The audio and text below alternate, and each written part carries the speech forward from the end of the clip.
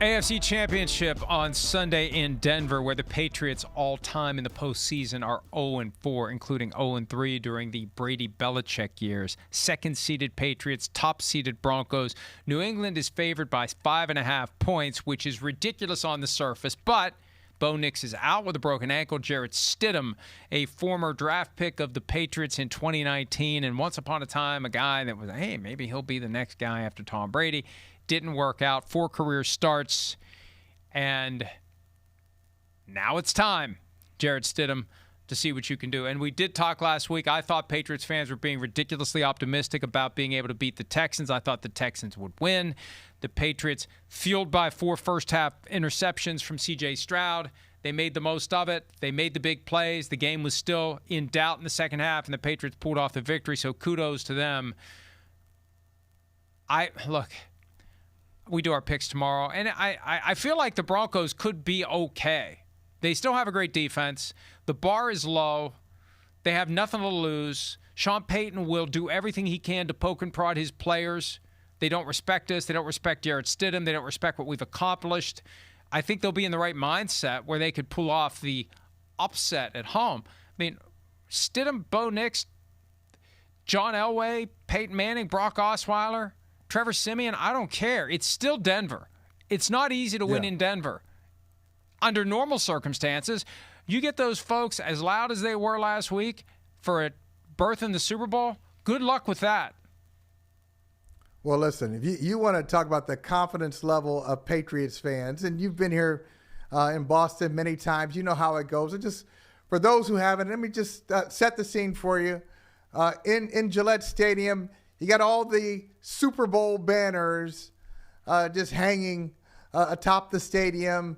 2001, 2003, and 2004. And then there's a second half, 3 more, the second half of the dynasty, 14, 16, 18. And they're so accomplished and so decorated that a few years ago, probably even longer than that, when they went undefeated in the regular season, they had a 16-0 banner up there. And then they started to get some pushback that, how dare you put up a 16-0 banner? That's never been done in NFL history. How dare you put up a 16-0 banner? Because we didn't win the Super Bowl. So that doesn't make the cut. So they take down their 16-0 banner. So I just want you to get an idea of who you're dealing with. In Boston, very confident fans and a very confident, some say arrogant, organization. So, Mike, I was driving around yesterday listening to Sports Talk Radio, and one caller said to Mike Felger on 98.5 The Sports Hub, hey, Mike, who's a better matchup for us in the Super Bowl, Seattle or the Rams? So, yeah, that's where a lot of Patriots fans are now. They look at former Patriots backup, Jarrett Stidham, who couldn't beat out Cam Newton the year Cam Newton threw for a robust total of 8 touchdown passes as a starting quarterback for the Patriots the entire season. 8 touchdown passes. Stidham couldn't beat him out. So, yeah, I think Patriots fans look at it and say, this is destined for us. We're supposed to win. We're going to win. So I guess what you're saying is, in the unlikely event that the Patriots fan who called Mike Felger and said, who are we going to face in the Super Bowl, in the unlikely event he's wrong and the Patriots lose, are you telling me there will not be a Colts-style AFC finalist banner hanging at Gillette Stadium? There will not. That was the Deflategate. The Deflategate game gave. There it is.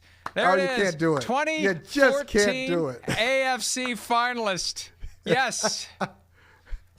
Yes. Yeah. We had a mock-up banner, and this goes all the way back to the start of the season. We had a mock-up banner with the Colts soft pretzel, which looked like it was neither soft nor pretzel.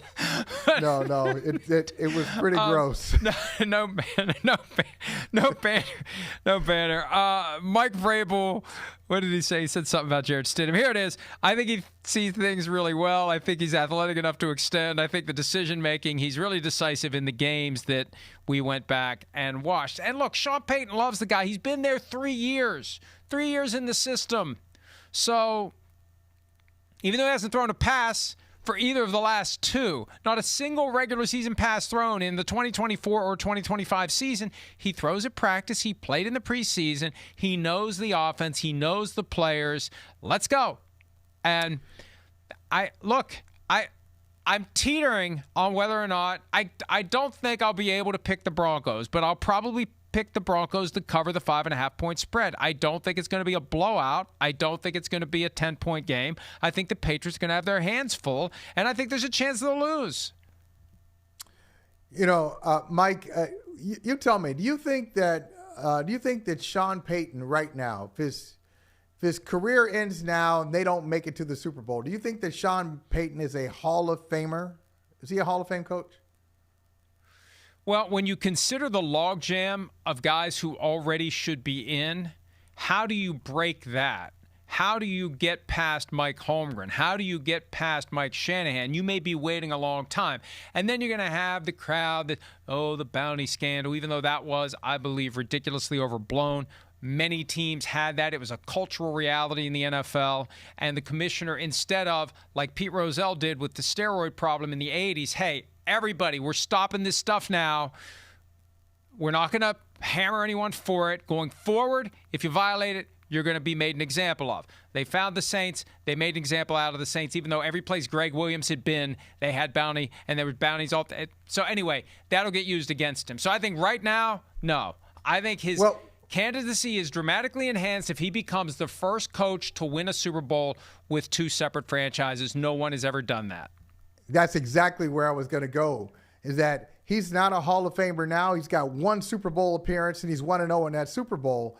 But imagine, Super Bowl, sometimes voters just, they are really attracted to moments. Super Bowl moments, whether it's Lynn Swann with his catches in the Super Bowl. These things are just seared into your memory. So can you imagine if Sean Payton takes a quarterback who hasn't thrown a pass in 2 years in a conference championship game, gets to a Super Bowl, and even just gets to a Super Bowl. They're like, hey, do you remember Sean Payton is so good? Yeah, he got the Saints to the Super Bowl, and he did he called for the onside kick that surprised them, that kind of tipped the game in 2009. And then in 2026, he's got Jarrett Stidham, and he was an underdog at home, and he gets to the Super Bowl. These are the moments that kind of make or kind of put the finishing touches on Hall of Fame careers. I'm with you. I think it'll be close. I really do. I think this is going to be a game that's going to come down to the final 5 or 6 minutes. To your point about Super Bowl moments, Lynn Swann had 336 career catches for 5,462 yards and 51 touchdowns, and he's in the Hall of Fame. Why? Because of Super Bowl 10. Hi, it's Mike Florio. Thanks for watching PFT on YouTube. Hit subscribe for the latest news and analysis from Pro Football Talk.